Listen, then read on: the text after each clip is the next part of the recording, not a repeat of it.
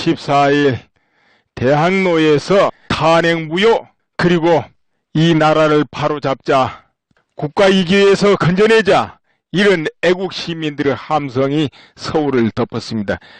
정말 대단했어요. 그 추운데 그렇게 많은 분들이 나온다는 거, 정말 아직 대한민국은 죽지 않겠구나, 대한민국은 여기서 쓰러지지 않겠구나, 이런 믿음을 주기에 충분했습니다. 물론 지금까지 이 사태를 일으키고 목표를 두고 그렇게 진행해온 세력의 가슴에는 서늘하게 그야말로 바늘을 꽂고 송곳을 꼽는 그런 집회였습니다. 이 태극기 물결이 점점 커지면 봄쯤에는 완전히 전국을 다 덮어버릴 것이고 대신은 판을 바꿔버릴 것입니다. 그때는 지금까지 기만하고 기만하면서 국민의 눈과 귀를 막고 이렇게 진행해 온 것은 더 이상 효과를 보지 못할 것이고 결국은 다 살기 위해서라도 그 민의에 굴복하게 될 겁니다. 설령 그 정도까지는 안 가도 모든 사태는 바로 가는 그런 정책이 나올 수 있게끔 바탕은 되는 것입니다. 바탕은 마련되는 것입니다. 태극기 집회를 하시는 탄기국에서는 잘 살펴서 평일 집회를 2월달에는 대대적으로 하는 게 좋지 않겠습니까? 이런 생각을 말씀드려 봅니다. 평일 집회, 비 언론길에 맞춰가지고 헌법재판소 앞에서 정말 대대적으로, 이것이 민의요, 이것이 진짜 민의하고, 점점 커지는 태극기의 분노 물결은 아무리 헌법재판소가 다른 뜻으로 움직인다 하더라도 능히 바꿀 수 있는 힘이 있을 것이다. 난 그렇게 기대를 하고 있습니다. 점점 애국 시민들이 더 들고 일어나고 모든 국민이 각성해서 동참하게 되면 잇따라서 각 기관 더욱 동참하게 될 것이고, 국회의원도 동참하고 언론도 동참하고 점점 동참 인원이 늘어날 것입니다.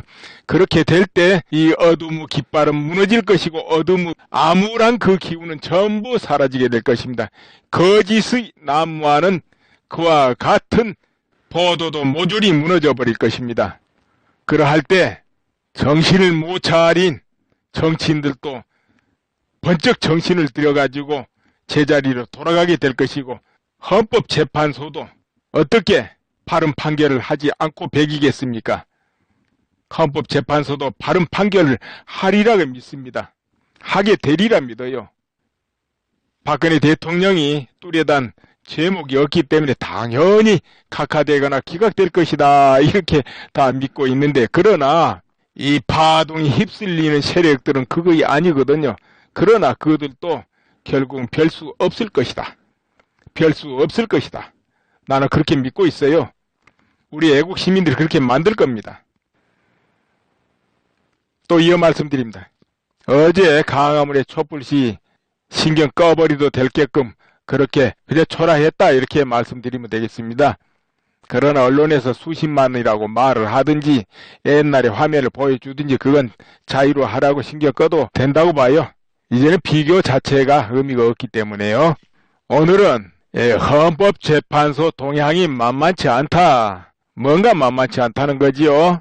이 부분에 대해서 말씀을 좀 상세하게 드릴까 합니다. 우리 애국 시민, 우리 국민들이야 헌법재판소가 넉넉한 시간을 가지면서 법의 일각에서 공정하게 판단을 해서 판결을 하기를 이렇게 바라고 있겠죠. 그런데 지금 진행은 굉장히 서두르고 있고 시점에 맞추고 있는 것 같고 이미 결론 내놓고 하는 것 같은 그런 움직임을 계속 보여주고 있다는 것이죠. 우리는 그걸 인정하기 싫은데 사실은. 왜냐? 내가 뭐 이렇게 말씀드려도 저번에 올린 것에 탄핵 기각이냐 인용이냐 이 편에서도 우려한다는 뜻을 폈지만, 그래도 헌법재판소는 공정을 안 하겠냐? 그렇게 한다면은 기각 확률이 훨씬 높고 기각될 걸로 믿는다, 이렇게 말씀드렸어요. 우리 애국 시민들한테 실망을 주기도 그렇고 하니까 저도 바램의 말씀을 드렸습니다만은, 이게 현재 뭐 촛불 민의, 여론 아니면 국정 공백을 메운다, 이런 차원에서 지금 바로 헌법재판소가 세력에 휩쓸린 듯한 그런 모습을 보여주고 있고, 그리고 파워 힘에 올라타버린 것 같은 이런 느낌을 보여주고 있습니다.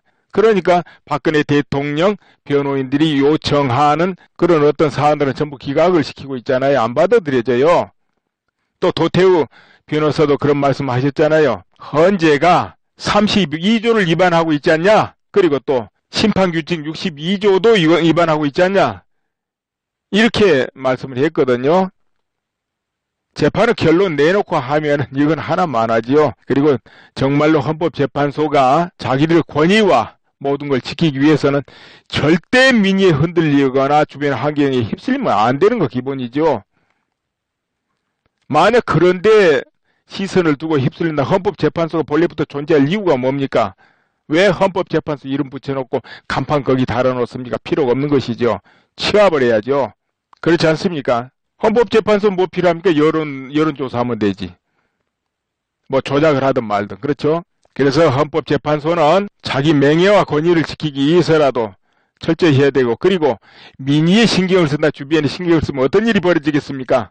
당연히 이쪽 저쪽 서로 압력 넣고 분위기 잡고 이해관계 제시하고 그럴 거 아니에요. 당연히 당신이 이렇게 해주면 이렇게 좋은 게 있다 하고 이해관계 제시할 거 아니에요. 이런 파도에 휩쓸려 버린다는 거지. 스스로 만약 조금이라도 조짐을 보이면 우리 헌법재판소는 절대로 그런 데는 눈길도 주지 않는다, 냉정하다 이렇게 될 때 그런 일이 안 벌어지죠. 저기는 해봐도 소용없어 그러고는. 그렇게 해야 제대로 되는데 처음부터 민의가 어떻고 이 말하고 들어가면 어떻게 됩니까? 헌법소장이 그랬잖아요. 그래서 이제 우리는 더 지켜봐야 되겠지만 헌법재판소가 정말 잘해야 되고, 입장 곤란하면 저 4월, 5월, 6월도 판결을 미루는 게 낫죠. 왜 그러겠습니까? 그때쯤이면 정말 제대로 된 민의가 드러나고 국민들 합의가 이루어질 순간이 다가오거든요. 그럼 판결하기 쉽잖아요. 기각을 하든 인용을 하든. 근데 서둘러서 판결을 하게 되면은, 인용을 하면은 애국 시민들의 분노를 야기할 수밖에 없고, 그리고 헌법재판소의 심판의 그 하는 형태를 믿을 수 없다 이렇게 하고 부정하는 결과를 일으킬 수가 있거든요. 필요 없다 이러고. 그리고 또 기각을 또 해보세요. 기각하면 어떤 일 벌어지겠습니까? 또 기각하면 안 돼 이렇게 하는 쪽에서 난리가 나고, 실제로 그랬잖아요. 야당에서 1월달 아니면 늦어도 2월 안에는 인용해서 끝내라 그랬잖아요. 그리고 그렇게 안 되면 혁명이다 이렇게 했잖아요. 혁명. 그러면 혁명, 유혈 사태 이것을 의미하는 그 냄새도 납니다. 그렇지 않습니까? 또 그럴 수가 있어요. 그래서 기각을 해도 인용을 해도 사실 힘든 건 사실입니다. 그래서 멀리 밀쳐서 하는 것이 헌법재판소도 이길 것이다 이런 거죠. 근데 기각을 했을 때 이 나라에 어떤 일이 벌어지겠는가? 이 부분을 유추해서 여러분과 같이 살펴볼까 합니다. 지금부터 기각을 했을 때. 기각을 하면은 박근혜 대통령이 당연히 업무로 돌아오는 거 아닙니까? 그렇지만 기각을 했을 때는 그 반대하는 쪽에서, 기각을 원하지 않는 쪽에서 어떻게 할 것인가 이 부분을 살펴보기로 할 것이고요.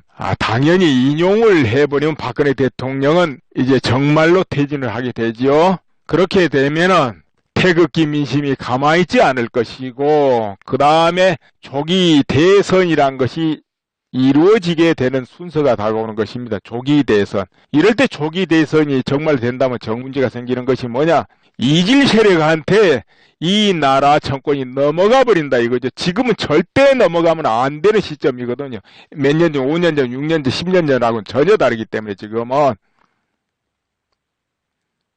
완전히 위험 상태에 도달하기 때문에 절대 넘어가면 안 되는데, 그런 문제를 야기시킨다는 거죠.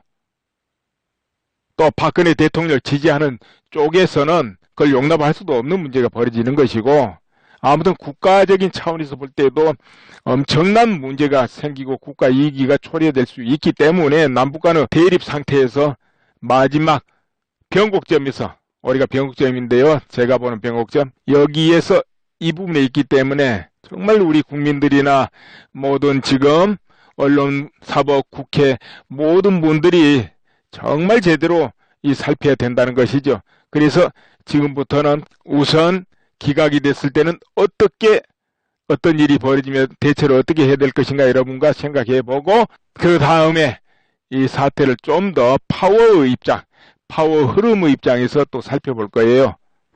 헌법재판소가 본분을 망각하고 민의란 이름에 속고 그리고 거대한 힘을 가진 파워 힘에 휩쓸리거나 동조해가지고 판결을 한다면은 국민적인 저항과 분노를 면치 못할 것은 당연한 것이지만은 또 반면에 한편으로 기각을 했을 때 또 기각을 반대하는 측의 반발도 만만치 않게 된다. 이런 부분이 있기 때문에 이제 그 부분을 지금부터 살펴볼까 합니다. 예를 들어서 대대적으로 유혈 사태가 일어난다. 뭐 그렇지 않으면 좋겠지만 그렇다고 가정을 한번 해보겠습니다. 그럼 경찰이 그것을 제어하고 수습할 수가 없다 할 때는 어떻게 됩니까? 계엄령이 선포될 수밖에 없겠죠. 싫든 좋든. 그런데 여기서 어설픈 계엄령이 선포되었을 때 어떤 위험이 따른가 이 부분을 이제 한번 살펴볼까 합니다. 전에 황장엽 씨가 망명 탈북을 해와서 하신 말씀이 있습니다. 그분이 이런 말씀이었어요. 한국의 폭동이 일어나면 땅굴에서 북한군이 한국군 복장을 하고 튀어나와서 시민들과 합세해가지고 계엄군을 공격한다. 그렇게 되면 외견상으로는 한국군이 한국군 공격한 겁니다. 이렇게 해서 계엄군을 무력화시키고 정부를 구성한다. 그 정부는 혁명위원회가 되겠네요. 그 북한을 추종하는 세력들에 의해서 정권이 만들어진다는 거지요. 그렇게 하고 이에 반발하는 군부대는 반란군으로 쳐버린다는 거죠. 이런 말씀 한 적이 있습니다. 그게 김정일 시대니까 그때 그런 계획이 세워졌다는 거죠. 근데 그때는 벌써 오래전 이야기인데 이제 그런 계획도 실현이 될 수 있는 분위기와 단계에 왔다는 거죠. 이걸 우리가 불확실하니까 아니다.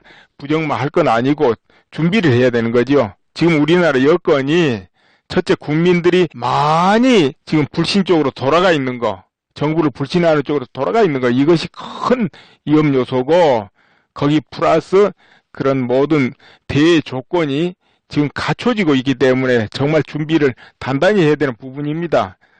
뭐 설마 그럴 리가 이렇게 하면 안 된다 그거죠.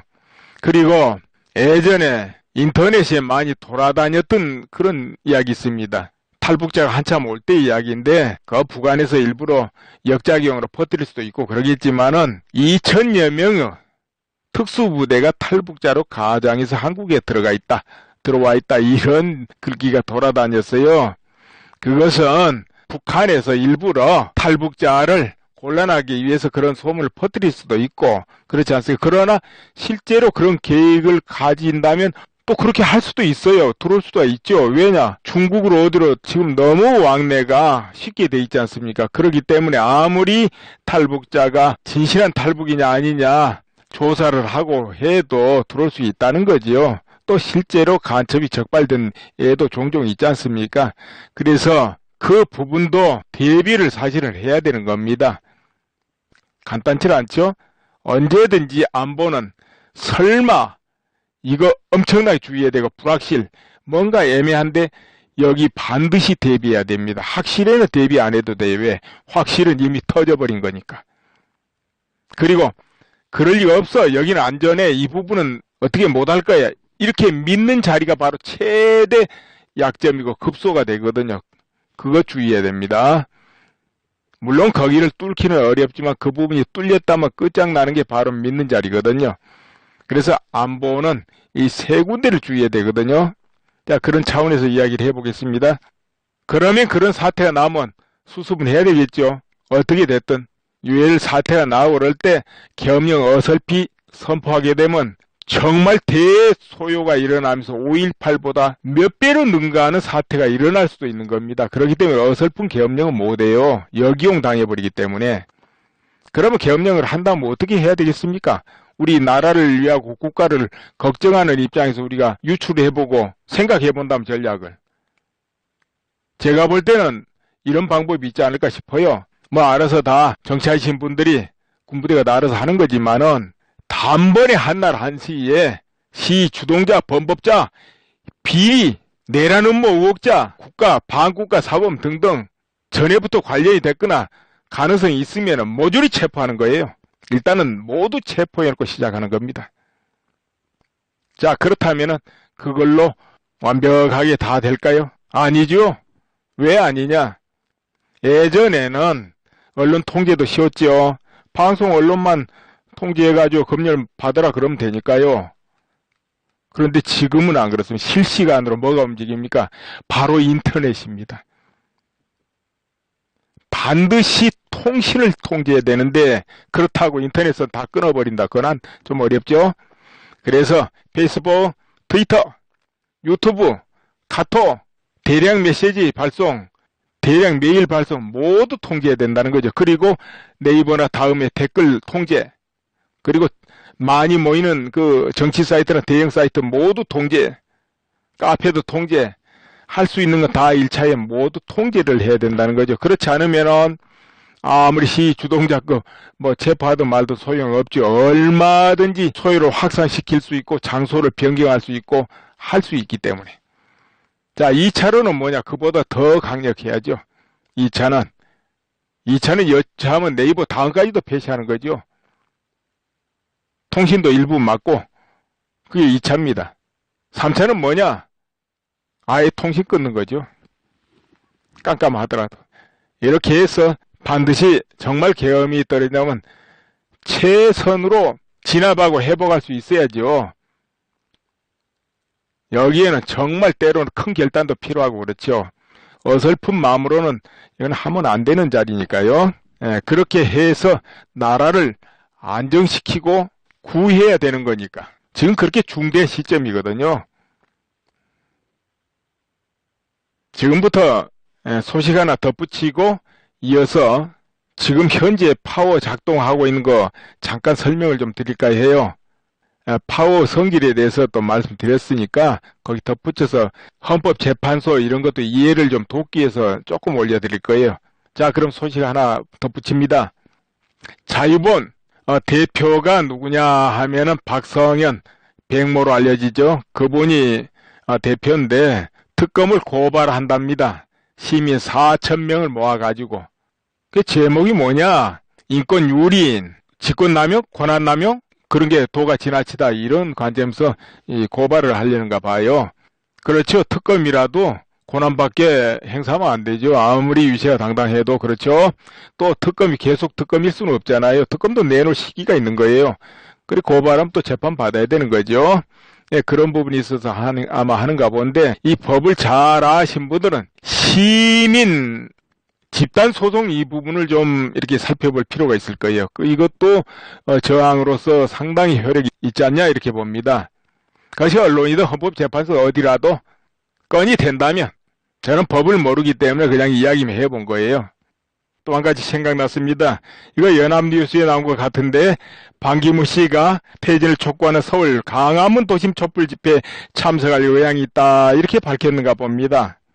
기회를 봐서 기회가 되면 참석하겠다 이랬다는 거죠.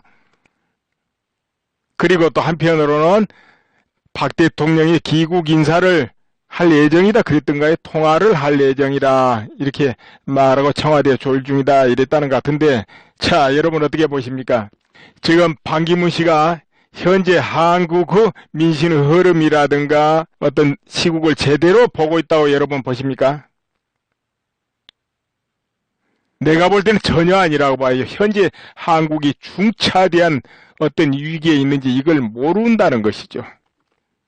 한국은 그저 정권 교체 차원이 아니고 그것도 일상으로 편안하게 하는 차원도 아니고 전시적인 상황. 근데 그 정도면 또 괜찮은데 그야말로 국가를 놓고 흥이냐 망이냐 하는 그런 중차대한 상황이 내부적으로 벌어지고 대적으로 지금 나타나고 있는데 이 상황을 제대로 못 보고 좀 안일하게 보고 있지 않는가 이렇게 봅니다. 그렇다면 앞으로 시국이 어떻게 변해 갈 것인가 이것이 보이겠습니까 여러분? 물론 반기문 씨는 다 이제 알면서도 때로는 촛불도 좋다, 때로는 태극기 집회도 좋다, 정치인이니까 또 대통령을 나올 의향이 있으니까 그렇게 하실 수도 있는 겁니다. 이제 그렇게 한다면 또 정치인이니까 그렇거니 할 수 있는데, 정말로 촛불 집회 그쪽에 민심이 있다고 여기고 있다면 내 개인 의견은 심각하다 보는 거예요. 심각하다 이거는. 근데 이제 그도 그지만은 우리나라 모든 기득권들 각계각층의 모든 권력을 다 잡고 있는 분들이 이제 기득권입니다. 이 분들이 안일하게 이 사태를, 이 대한민국 사태를 보고 그저 누가 잘했다 못했다 정권을 바꿔야 된다 이 차원으로 많이 보고 있는 것 같아서 안타깝게 여겨집니다. 내면에 거대하게 흘러가고 있는 남과 북의 막바지 내전 중 이런 게 안 보이고 겉에 드러난 것만 언뜻 보고 그렇게 안일하게 본다는 건 너무 이게 안타깝다는 거죠. 그런데 예전 월남이 망할 때도 그런 상태였어요. 바로 월명이 덮쳐오는 그 순간까지도 그런 상태에 있어요. 의식 상태가. 이제 언제 알았냐? 목을 딱 호랑이가 물고 끌고 갈 때 비로소 한 거죠. 아니었구나 하고. 그전에는 몰랐다니. 이게 정말, 물론 알았다면 그 지경이 되지도 않았겠죠. 다 대비했을 테니까. 우리나라도 모든 국민뿐만 아니라 일체 모든 지금 기득권들이 다 딱 알고 있다면 왜 우리가 중대 이기고 안보에 위험이 있다 할 수 있겠습니까? 다 대처할 수 있죠. 근데 그게 아니니까 중대 이기 아니냐 우리가 그렇게 논하는 겁니다. 왜? 모르면 대처를 못하니까요. 여러분 어때요? 죄 중에 어떤 죄가 제일 클까요? 탐욕을 부리고 싫고 성내고 아니면 어리석은 거 어떤 거이 제일 죄가 크다고 보니까 가보고 어떤 게 더 크겠습니까? 어리석음입니다. 이 세상을 잘못 보고 어리석기 때문에 탐욕도 실제로 냅니다. 또 탐욕이 있어서 어리석어지고 이렇게 같이 물리기는 합니다만은 그것이 안 이루어지면 두렵고 썩내고 또 이렇게 그것도 발동하고 이제 이렇게 같이 움직이는 건 사실이에요. 따로 독립은 할 수가 없습니다만은 그래도 이 어리석음이란 건 정말 큰 업보를 받게 됩니다. 왜냐하면 모르기 때문에 어리석기 때문에 왜 어디가 잘못됐는지도 모르거든요. 문제는 알면 고치기라도 할 텐데 잘못되어 있는데도 그게 옳다 이기다 이렇게 판단하고 밀고 나가기 때문에 이 어리석은 문제가 크다는 거죠. 차라리 어떤 나라가 상대 나라를 굴복시키고 빼앗기 위해서 작전하는 거 그거는 당연지사예요. 적국을 무너뜨리려고 하는 거니까. 그런데 문제는 그 무너질지 모른 그 나라에 있는 왕이라든가 신하라든가 모든 사람들이 그걸 모르고 어리석음에 잠겨 있다면 그 죄가 더 크다 이거예요. 그 죄가. 내가 여기서 죄란 건 무슨 죄가 있어 죄가 아니고 결과가 더 참혹하다는 거죠. 그걸 내가 그냥 죄가 더 크다 이렇게 표현했습니다. 결과가 더 참혹하다는 거죠. 우리는 몰랐으니까 좀 봐다오. 그거는 이 우주법에는 안 통한다는 거죠. 운명에서는 안 통하는 거예요. 그럼 우리가 사회에서 평상시 편안할 때는 저 사람 몰랐으니까 우리가 좀 봐주자. 법적으로도 좀 감면해 줄 수도 있고 그렇죠. 그런데 운명의 다가오는 수레바퀴, 구르는 이 수레바퀴는 정확하게 작동하고 물리적으로 움직이기 때문에 몰랐던 알았던 상관이 없이 작용하는데 오히려 모르는 경우가 더 크게 작용한다. 이겁니다. 13일 올려드린 내용 중에 파워 흐름에 대해서 올려놓은 게 있죠. 제목에 파워 흐름이란 말이 들어갑니다. 여기에서 국가 대 국가, 특히 전시 파워 흐름. 국가 대 국가인데 서로 국가를 놓고 국가 대 국가 다투는데 그것이 평시 같으면은 국제 간행, 국제법 모든 걸 지켜가면서 약속을 지켜가면서 움직이죠. 그러나 이것이 전시 차원이라면 전혀 그런 게 무시되고 힘이 있는 쪽에서 마음대로 움직이는 것이죠. 이게 국가 대 국가입니다. 곧 이것은 국가의 흥망성쇠를 두고 싸우는 것을 국가 대 국가라 그러는 겁니다. 그럼 정권 대 정권이라는 것은 뭐냐? 정권 대 정권의 파워 게임, 곧 파워 흐름은 정권을 두고 다투는 거예요. 그런데 이게 평시 같으면 또 국내의 법이나 룰이나 이런 게 존중되면서 움직이는 거죠. 그러나 이것이 전쟁이라면은 힘이 있는 쪽에서 전혀 그걸 무시하고 그때그때 법은 쓰고 싶으면 쓰고 무시하고 싶으면 무시해버리고 이렇게 하는 거는 이제 전쟁 체제다. 전시 체제다. 이렇게 정의할 수 있다 그랬습니다. 그리고 평상시 평시는 뭐냐? 그저 옳으냐 그러냐 누가 잘못을 했느냐 이렇게 논하는 것이죠. 이것은 평시. 그런데 이걸 바라보는 눈이 국민이 어떤 각도로 바라보고 이해하느냐에 따라서 완전히 이해 각도가 달라진다는 것이죠. 그저 잘했니 못했니 보면 아 누가 잘못했구나. 박근혜 대통령, 최순실이 이렇게 잘했고 못했고 이것만 보고 판단을 하게 되겠죠. 그건 이제 평시에 할 수 있는 거예요. 그러나 이게 전시 상태다. 전쟁이다. 이 전쟁이라는 건 원래 거짓, 음모, 수단, 방법 모든 것을 가리지 않는 것이거든요. 그거 힘 있는 쪽에서 파워가 강력한 쪽에서 그렇게 하는 거거든요. 그럴 때는 잘했다 못했다 이건 의미가 없어요. 설령 잘했어도 죄가 있는 걸 만들어보면 죄가 있는 거고 잘못했어도 죄 없는 걸로 해버리면 없는 게 돼버려요. 파워 있는 쪽에서 그렇게 하면은 이것이 이제 전시와 평시는 다르다는 거죠. 더구나 국가 대 국가일 때는 박근혜 대통령도 목표가 아니에요. 최종 목표는 국가이기 때문에 누가 승리하느냐 패하느냐 이 둘밖에 없어요. 거기는. 그렇기 때문에 누가 잘못하고 잘하고 뭐 법이 어떻고 이건 의미가 없어져요. 힘 있는 쪽에서 밀어붙여서 승리하면 그걸로 끝이거든요. 패하면 또 패배하는 쪽은 그걸로 끝이고 그때는 천가지의 억울함이 있고 잘못이 없다 하더라도 밝힐 수도 없어요. 패하면. 승리하면은 10가지, 100가지, 1000가지 의혹도 다 백일하에 박힐 수 있는 것이고 이것이 파워의 힘이 곧 미치는 원리입니다. 네, 그래서 그 부분에 대해서 또 자세히 좀 들어보려고 하신 분들은 12일 올려놓은 그 제목이 기니까 그냥 파워 흐름 이렇게 해서 검색하면 되겠죠. 이제 오늘 정말 끝내야 되겠네요. 예, 감사합니다.